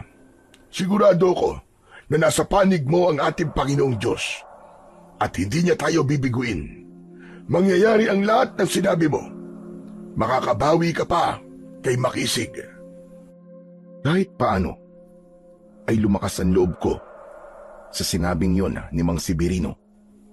Nang iwanan niya ako sa likod ng bahay, ay nanatili muna ako roon ng ilang minuto. Hinintay kong tuluyang lumubog ang araw bago ako pumasok sa loob ng bahay. Kinagabihan, habang natutulog ako, ay dinalaw na naman ako ng isang hindi magandang panaginip. Sa pagkakataong yon, ay si Makisig naman ang nakita ko. Walang buhay siyang nakahandusay sa lupa habang yakap ko siya. Duguan ang kanyang katawan at puno ng sugat. Umiiyak ako at halos mabaliw na ako. Hanggang sa biglang bumukas ang mga mata ni Makisig. Galit na galit ang kanyang itsura. Bigla niya akong sinakal at sumisigaw niyang sinabi na kasalanan ko kung bakit siya namatay. Sinabi niya na wala akong kwentang tatay dahil hindi ko siya nagawang iligtas. Nang magising ako sa panaginip na yun, ay napabalikwas ako ng bangon. Nanginginig ang aking katawan at pakiramdam ko ay totoo ang panaginip na yun. Nagtungo ako sa kusina para uminom ng tubig. Pinilit kong pakalmahin ang aking sarili. Hanggang sa lumabas muna ako ng bahay, dala ang lighter at sigarilyo. Habang nakatayo ako sa labas, ay nanigarilyo ko. Hindi nagtagal ay may naramdaman akong kakaiba sa aking paligid. Naging maalinsangan bigla ang hangin. Bumigat ang pakiramdam ko at sinundan yon ng pagtaas ng balahibo sa aking braso. Hanggang sa may nakita akong bulto ng tao na papalapit sa akin. Pero nang ilang metro na lamang ang layo nun sa akin, ay napagtanto ko na hindi yun isang tao, kundi isang aswang. Tumiim ang bagang ko nang malaman ko na ang aswang na yun ay walang iba, kundi ang pinuno ng mga ito na si Lazaro. Isa siyang uri ng aswang na may malaking pangangatawan at itsura nakakatakutan ng kahit na sinong tao. Ang mga kuko niya ay matutulis na parang patalim at ang mga ngipin niya ay maihahalin tulad sa malalaking ngipin ng isang lagari. Namumula ang nanlilisik niyang mga mata. Huminto siya ilang metro ang layo mula sa akin. Walang hiya ka. Sa wakas, nagpakita ka rin sa akin. Tapusin na natin ito ngayon, Lazaro! Huwag kang masyadong magmadali, Rodrigo. Tandaan mo na hawak ko ang buhay ng iyong anak. Kayang-kaya kong magpadala ng mensahe sa mga alagad ko na nagbabantay sa kanya kahit nandito ako. Kayang-kaya kong sabihin sa kanila na patayin nila si Makisig kapag may ginawa ka na hindi ko magugustuhan. Hayop kang diablong buwang ka. Ganyan ka na ba talaga kaduwag? Kailangan mo pandukutin ang anak ko para lang hindi ka masaktan. Lumabang ka ng patas, demonyo ka! At sa'yo pa talaga nang galing ang salitang lumaban ng patas. Gayong pinatay mo ang anak ko nang walang kalaban-laban. Dapat lang sa anak mo napatayin dahil marami na siyang pinatay ng mga inosenteng tao. Kayo ang pumapatay sa mga walang kalaban-laban. Kaya kahit konting pagsisisi, ay wala akong nararamdaman nang patayin ko ang demonyo mong anak. Hayop ka! Sisiguraduhin ko na pagsisisihan mo ang ginawa mo sa anak ko. Ipaparamdam ko sa iyo ang sakit na nararamdaman ko bilang ama na nawalan ng anak. Pero huwag kang mag-alala. Dahil hindi mo ako kagaya, bibigyan kita ng pagkakataon na iligtas si Makisig. Sa darating na pagbilog ng buwan, magtungo ka sa kuta namin sa pana ng bundok. Doon tayo maghaharap para sa huling laban. Kapag natalo mo ko, maililigtas mo ang iyong anak. Pero kapag ikaw naman ang natalo, papatayin ko siya sa paraang kahit sa panaginip ay hindi mo na naisin na masaksiyan. At tandaan mo, Rodrigo, dapat ay ikaw lang ang mag-isang magtutungo sa aming kuta. Kailangan mong patunayan ang lakas at galing mo sa akin nang hindi ka umaasa sa tulong ng iba. Aasahan ko ang iyong pagdating, Rodrigo. Isang malakas na halakhak ang pinakawalan ni Lazaro bago siya mabilis na nawala sa aking paningin. Unti-unting nawala ang kanyang presensya at alam ko na sa sandaling yon ay nakalayo na si Lazaro. Hayop ka, Lazaro! Subukan mo lang na may gawing hindi maganda sa anak ko! Papatayin kita! Papatayin kita! Paulit-ulit ko yung isinigaw hanggang sa nagising na ang ilang mga tao at sumilip sa bintana ng kani-kanilang mga bahay. Maya-maya pa ay nag-aalalang lumabas sina Mang Severino at Manang Celia. Pinalalayan nila ako papasok sa kubo. Pinaupo nila ako at inabutan ako ni Manang Celia ng isang baso ng tubig. Uminom ka na muna, sir, para kumalma ka. Ano ba nangyari? Bakit sumisigaw ka sa labas? Si Lazaro. Nagpakita siya sa akin, Mang Severino. Sa tingin ko, ay siniguro niya na alam ko ang gagawin ko para mailigtas ko si Makisig. Gusto ko na siyang patayin kanina, Mang Severino. Gusto ko na siyang labanan, pero hindi ko magawa dahil hawak niya ang anak ko. Sa ngayon, ay wala tayong magagawa kundi ang sundin kung ano ang gusto niya. Baka kapag gumawa tayo ng hakbang na labag sa kagustuhan ni Lazaro, ay kung anong gawin niya kay Makisig. Yun ang ayaw nating mangyari. Alam ko naman po yun. Hindi ko lang talaga napigilan ang emosyon ko nang nakita ko si Lazaro. Malapit na ang kabilugan ng buwan. Konting paghihintay na lang at maililigtas mo na ang iyong anak. Naniniwala ako na magtatagumpay ka, Rodrigo. Meron o wala ka mang gamit na agimat. Doon ko palang ininom ang tubig na ibinigay sa akin ni Manang Celia. Sa utak ko ay tumatakbo ang napakaraming tanong. Sa totoo lang ay hindi ako sigurado kung magtatagumpay ba ako na iligtas si Makisig. At nang sandaling yon ay ipinagpasa Diyos ko na lamang ang magiging kapalaran naming mag-ama. Dahil nalalapit na ang araw ng pagtutuos namin ni Lazaro, ay mas pinaigting ko pa ang aking ginagawang pagsasanay. Mas pinalakas ko rin ang aking katawan sa pamamagitan ng pagbubuhat ng mabibigat na bagay, gaya ng troso at malalaking mga bato.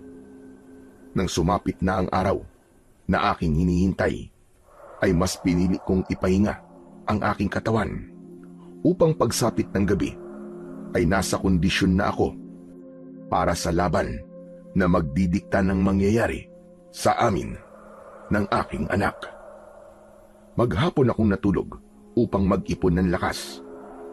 Hinayaan lang ako ni Mang Severino dahil alam nila na yun naman talaga ang dapat kong gawin. Madilim na nang magising ako mula sa mahabang pagkakatulog. Naging epektibo naman ang ginawa ko na yun dahil naramdaman ko na masigla ang aking katawan. Habang kumakain ng hapunan ay tahimik lang ako. May kaba at takot sa aking dibdib. Pero pilit ko yung itinataboy dahil alam kong walang espasyo ang ganong pakiramdam sa akin. Sa pagkakataon na yon, ang mga ganong emosyon ay hindi makakatulong para sa misyon ko sa gabing yon. Nga pala, Rodrigo. Habang tulog ka kanina, ay dumaan dito si Kapitan. Ang sabi niya, ay kinausap niya ang ilang kalalakihan dito sa baryo natin. May ilan na nais kang samahan at tulungan sa laban mo ngayong gabi. Pakisabi po kay Kapitan at sa mga nais na sumama sa akin. Maraming salamat. Pero malinaw po na sinabi sa akin ni Lazaro ay dapat mag-isa lang daw akong magpupunta sa kuta nila. Ayoko pong suwayin kung ano ang gusto ng hayop na aswang na yun. Dahil kayo na rin ang nagsabi na hawak niya ang buhay ng anak ko. Pero sir, kaya mo ba talagang labanan ng mga aswang nang ikaw lang at walang tutulong sa'yo? Noon pa man ay nakikipaglaban ako sa mga aswang ng ako lang. Hindi na ito bago sa akin, Manang Celia. Ang kaibahan nga lang ngayon ay wala akong gamit na agimat. Pasensya ka na, sir. Kung tanging pagdadasal lamang ang may aambag ko sa laban mo. Kung kaya ko nga lang sanang makipaglaban sa mga aswang, ay tutulungan sana kita. Ayos lang yun, Manang. Malaking bagay na para sa akin ang mga dasal ninyo. Pero Manang, meron sana akong ipapakiusap sa'yo. Ano yun, sir? Sabihin mo. Hindi ko kasi alam kung ano ang mangyayari ngayong gabi. Hindi, sir. Alam ko na ang sasabihin mo. Makinig ka sa akin, Manang. May posibilidad na mamatay ako ngayong gabi. Pero gagawin ko ang lahat para makaligtas at mabuhay si Makisig. Kung hindi na ako makakabalik, ay ikaw na ang bahala sa anak ko. Alagaan mo ang anak ko para sa akin. Sir, huwag ka naman magsalita ng ganyan. Sigurado ako na makakabalik pa kayo ritong dalawa ni Makisig ng buhay. Yan din ang gusto kong mangyari, Manang. Pero wala pa yung kasiguraduhan. Basta kung ano man ang mangyari sa akin, ay ikaw nang bahala sa anak ko. Alam ko nasa mabuti siyang kamay sa'yo. Mangako ka sa akin, Manang Celia. Naluluwa na tumango si Manang Celia. Matapos yun, ay kay Mang Severino naman ako humarap. Namamasana ang gilid ng mga mata niya at halatang pinipigilan niya ang pag-iyak.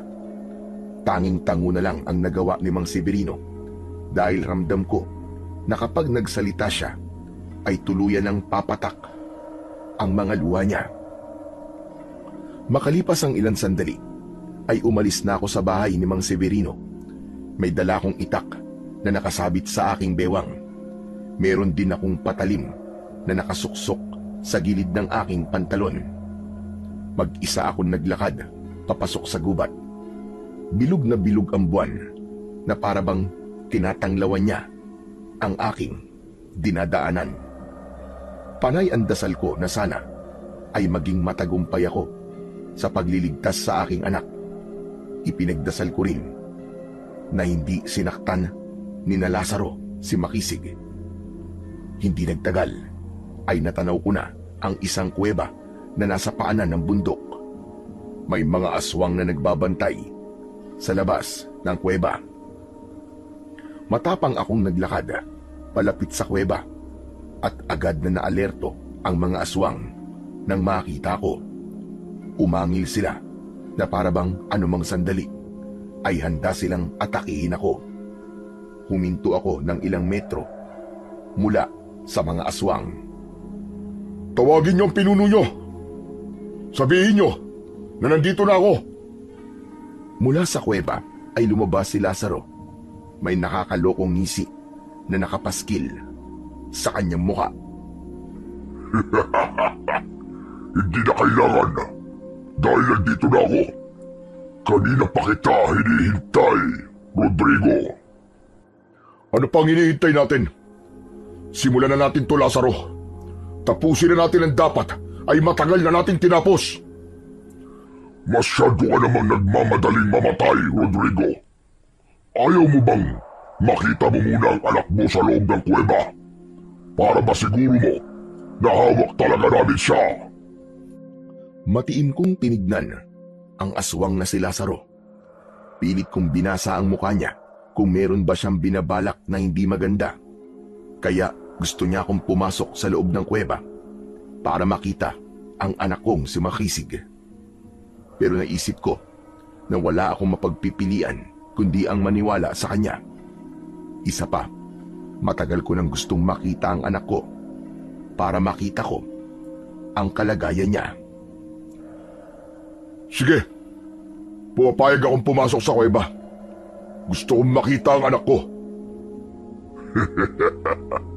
Sumunod ka sa akin. At tandaan mo, hindi ka maaaring gumawa ng hindi ko magugustuhan.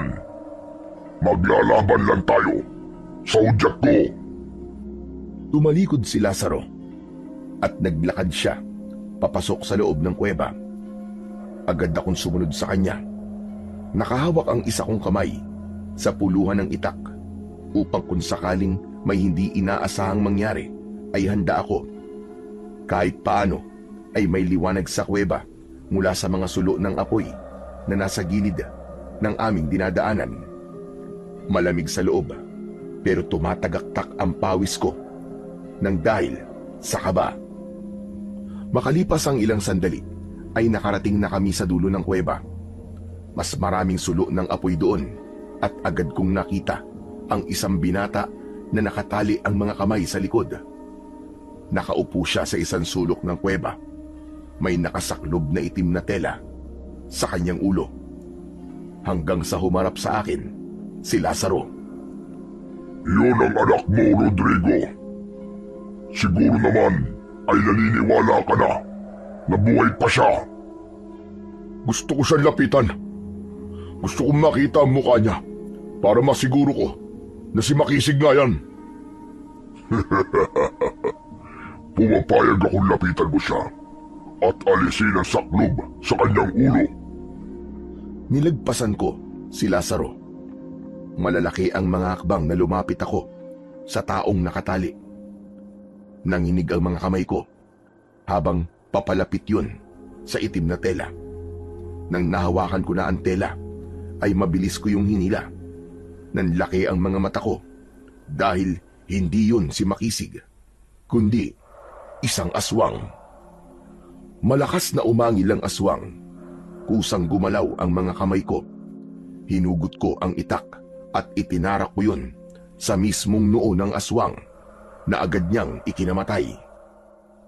Galit na galit akong humarap kay Lazaro na sa sandaling yon ay humahalakhak ng malakas. Hayop ka talaga! Nasaan ang anak ko? Ilabas mo ang anak ko! Gusto mo bang malaman ang totoo? Oo. Nagawa nga namin siyang dukutin at dalhin sa kuwebang ito. Pero kanina lang ay nagawa niyang makatakas sa dahilang hindi namin alam. Bigla na lang siyang naging malakas at nagawa niyang patayin ang ilan sa aking mga alagad. Kaya kung mapapansin mo, ay kakaunti na lang ang mga aswang na nandito.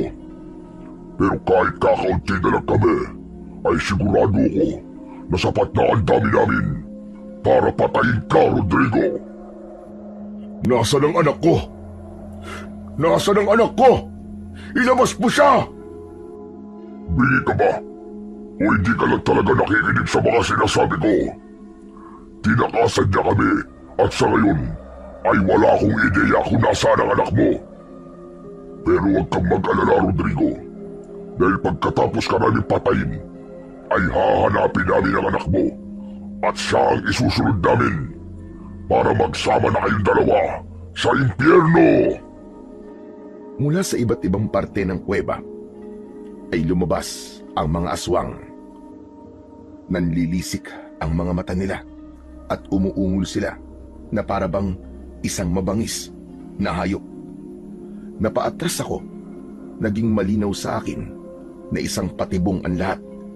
Dinala ako ni Lazaro sa loob ng kuweba dahil alam niya na hindi ako makakalaban kung limitado ang lugar na aking magagalawan. Hindi ako sanay na makipaglaban sa ganung lugar. Dagdag pa na wala sa akin ang aking agimat. Pero sa kabila ng maliit na pag-asang mananalo ako, ay hindi pa rin ako pinanghinaan ng loob. Sa hudyat ni Lazaro ay sumugod sa akin ang mga alagad niyang aswang. Malakas siyang humahalakhak at pinapanood niya ang ginagawa kong pakikipaglaban. Dalawang aswang ang unang nakalapit sa akin. Susunggaban sana nila ako ng sabay, pero mabilis akong umilag. Nagkaumpugan ang muka ng dalawang aswang at sinamantala ko ang pagkawala nila sa pokus. Ang isa ay ginilitan ko kagad sa leeg at ang isa naman ay sinaksak ko sa dibdib. Naging sunod-sunod na ang pag-atake ng mga aswang sa akin. Pinilit kong labanan sila kahit wala akong inaasahang agimat na magpapalakas sa akin. Pero kahit na anong pag-iingat ang gawin ko, ay may ilan pa rin na nagagawa akong sugatan. May isa na nakagat ako sa balikat at may isa na nagawa akong makalmot sa dibdib. Ganyan nga, Rodrigo. Lumaban ka. Huwag ka kagad susuko. Ipakita mo na hanggang ngayon ay ikaw pa rin ang pinakamagiting na manunugis na nakilala ko. Humanda ka, hayop ka. Kapag naubos ko na ang mga alagad mo, ikaw naman ang isusunod ko. Hindi ako makapaniwala na nagagawa mo pang sabihin yan kahit sugatan ka na. Humina ka na ba? Dahil sa tagal ng panahon na hindi ka nakikipaglaban sa mga kagaya namin. Noon naman ay hindi ka nasusugatan ng mga aswang.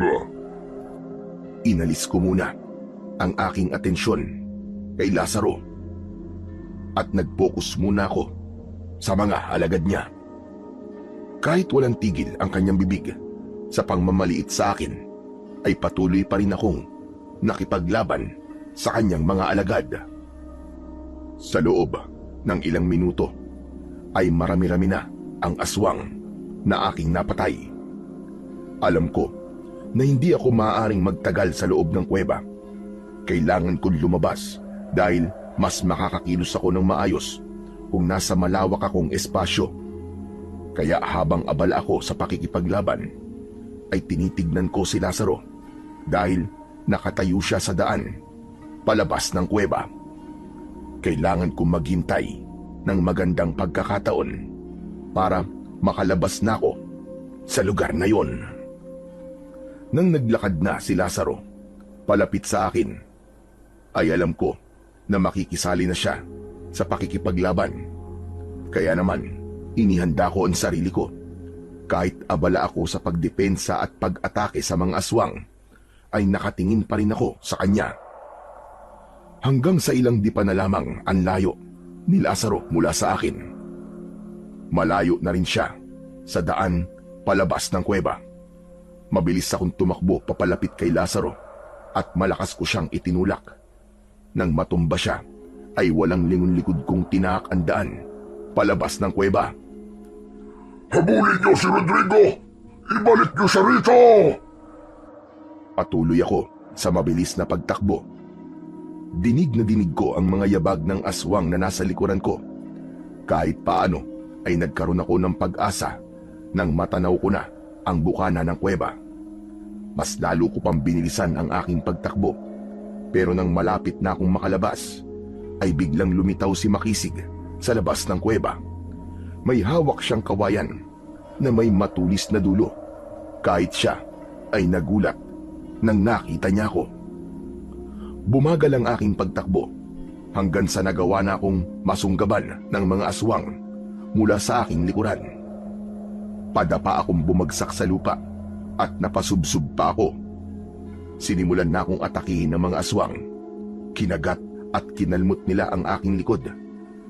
Pero hindi naalis ang mata ko sa aking anak. Tay! Tumakas ka na, anak! Umalis ka na! Kaya ko na to! Iligtas mo ang sarili mo! Ngunit hindi ako pinakinggan ni Makisig. Bagkus ay tumakbo siya palapit sa akin at sinimulan niyang atakihin ang mga aswang gamit ang hawak niyang matulis na kawayan. Doon ko na nakita ang aking agimat na nakasabit pala sa leeg ni Makisig. Habang pinanonood ko ang pagpatay niya sa mga aswang na umaatake sa akin, ay nakita ko na nakapaloob sa kanya ang kapangyarihan ng agimat. Hindi ako makapaniwala. Hindi ko kasi matandaan na itinuro ko kay Makisig kung paano dadasalan ang agimat para mapasa kanya ang kapangyarihan nun. Nang nagawa ng patayin ni Makisig ang lahat ng mga aswang, ay tinulungan niya akong tumayo. Inalalayan niya ako hanggang sa tuluyan na kaming nakalabas ng kuweba. Pinaupo niya ako sa tabi ng isang puno. Tay, ang dami pong sugat. Ayos lang ako, anak. Hindi ako mamamatay sa mga sugat na to. Ikaw, kumusta ka? Hindi ka ba nila sinaktan? Hindi po, tay. Pero itinali po nila ako sa loob ng kuweba at palagi po sinasabi sa akin ni Lazaro na papatayin niya ako sa harapan mo. Salamat sa Diyos dahil nagawa mo makatakas, anak. Tama nga ang hinala namin na nasa iyo ang aking agimat. Tinanong ko po kasi tay si Mang Severino kung saan niyo po itinago ang agimat. Pero hindi ko po sinabi sa kanya na bala ko tong kunin kasi gusto ko nga po labanan ng mga aswang nang malaman ko po na sumasalakay na naman sila sa baryo natin. Mabuti na lang po tay at natatandaan ko ang dasal na ginagawa niyo rito para mapalabas ang kapangyarihan nito. Pero nakailang subok din po ako bago po ako nagtagumpay. Magsasalita pa sana ako, pero lumabas na si Lazaro mula sa kuweba. Umalingaw-ngaw sa buong kagubatan ang napakalakas niyang halakhak. Napakagandang tagpo naman ito. Mag-ama na nagmamahalan. Yan ang ninakaw mo sa akin nang patayin mo ang anak ko, Rodrigo. Pero mas mabuti na bumalik dito ang anak mo para magawa ko na ang plano kong patayin siya sa iyong harapan. Hindi ako papayag na magtagumpay kang hayop ka. Ako ang papatay sa iyo! Tatayo sana ako, pero pinigilan ako ng anak kong si Makisig. May pagtatakang tumingin ako sa kanya. Tay, ako na po makikipaglaban kay Lazaro. Hindi niyo na po kaya sa dami po ng mga sugat niyo. Hindi, anak. Ako ang dapat na tumapo sa kanya. Ibigay mo na lang sa akin ang agimat. Pasensya na, tay. Pero kailangan ko kayong suwayin ulit. Hindi ako papayag na makipaglaban kayo sa kondisyon niyo ngayon. Kahit gamitin niyo po ang agimat, ay wala pa rin po kayong laban kay Lazaro. Ako po ang dapat na humarap sa kanya dahil malakas pa ang katawan ko. Tay, magtiwala po kayo sa akin. Ipapanalo ko po ito para sa ating dalawa at sa baryo natin. Matiin kong tinignan si Makisig at nakita ko sa mga mata niya ang determinasyon at kagustuhan niya na labanan si Lazaro. Napagtanto ko rin na tama ang sinabi niya. Sa kalagayan ng katawan ko ay hindi na ako maaaring lumaban. Kaya sa huli ay nagdesisyon akong hayaan si Makisig na harapin si Lazaro. Ibinigay ko sa kanya ang aking itak upang gamitin niyang sandata. Naglakad si Makisig papunta sa harapan ng aswang na si Lazaro. Pinaikot niya sa kamay niya ang itak. Nagpapatawa ba kayo? Anong laban mo sa akin? Gayong wala ka namang kasanayan sa pakikipaglaban sa mga aswang. Titignan natin kung sino ang tutumba sa ating dalawa. Sa bagay, mas maganda na ikaw ang lumaban sa akin para makita ng tatay mo ang pagpatay ko sa'yo. Gaya ng ginawa niyang pagpatay sa anak ko sa harapan ko. Malakas na sumigaw si Lazaro bago siya sumugod kay Makisig. Matagumpay naman na naiwasan ni Makisig ang unang pag-atake ni Lazaro. Agad siyang umatake at nagawa niyang tagain sa likod ang pinuno ng mga aswang. Mas lalong nagalit si Lazaro at muli siyang umatake. Muntik nang bumaon sa muka ni Makisig ang mga kuko ni Lazaro. Pero buti na lang ay nagawa niyang umatras. Bumuelo si Makisig at saka siya tumakbo paunahan. Naramdaman ko ang paglukob ng kapangyarihan ng agimat sa kanya. Naging mas mabilis ang pagkilos ni Makisig, kaya hindi na malaya ni Lazaro na malapit na sa kanya. ang aking anak. Mariin na itinarak ni Makisig ang itak sa tapat mismo ng puso ni Lazaro. Nang hugutin niya ang itak, ay hindi makapaniwalang napaatras si Lazaro habang sapu-sapo ang dibdib. O ano? Bakit parang takot na takot ka na yata? Akala ko ba malakas ka, ha? Bakit hindi pa tumatagal ang laban natin eh? Parang tutumba ka na. Hindi ako papayag na mapapatay mo ko. Muling umatake si Lazaro, pero dahil sa pinsalang kanyang natamo, ay bumagal na ang kanyang galaw. Sinalubong ni Makisig si Lazaro at pinadaan niya ang talim ng itak sa leeg ng aswang na nag-iwan ng malalim at mahabang sugat. Bumulwak ang dugo ni Lazaro sa leeg at napaluhod siya sa lupa. Malakas siyang sinipa ni Makisig sa likod na naging dahilan para mapasubsob siya sa lupa. Patayin mo na siya, anak! Huwag mo nga hayaan na mabuhay pa ang aswang na yan! Maigpit na hinawakan ni Makisig ang itak gamit ang kanyang mga kamay at buong puwersang itinarak niya yon sa likod ng ulo ni Lazaro.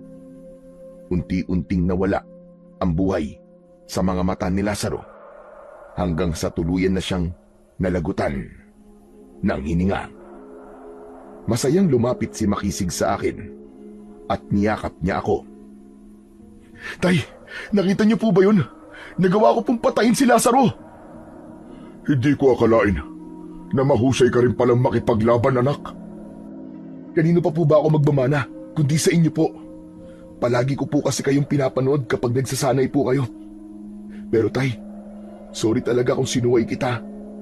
Kung hindi sana ako nagpunta rito, ay hindi sana mangyayari ang lahat ng yun. Wala kang dapat na ihingi ng tawad sa akin, anak. Mas mabuti na nangyari ang mga yon para tuluyan ng magwakas ang kasamaan ni Lazaro.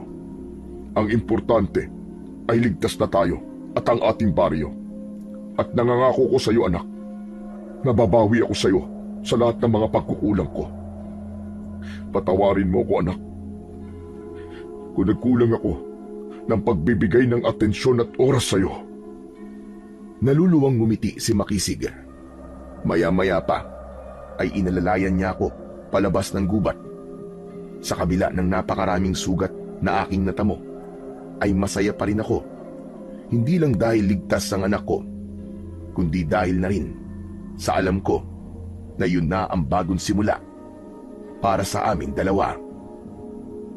Napakasaya ni Namang Severino at Manang Celia nang makauwi kaming ligtas ni Makisig.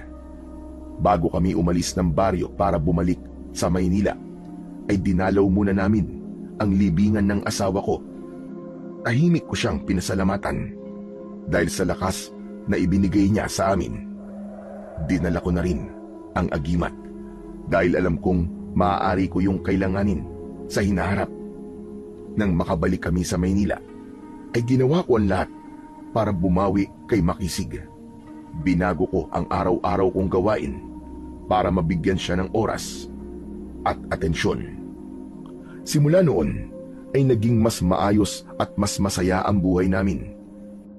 Dumadalaw paminsan-minsan si Mang Severino para makasama si Manang Celia dahil tuluyan ng umibig ang dalawa sa isa't isa. Natutunan ko na ang pagiging ama ay hindi lang nasusukat sa materyal na bagay na kaya kong ibigay sa aking anak. Doon ko naintindihan na ang pinakamahalagang tungkulin ko bilang tatay ay siguraduhin na hindi kailanman mararamdaman ni Makisig na siya ay nag-iisa.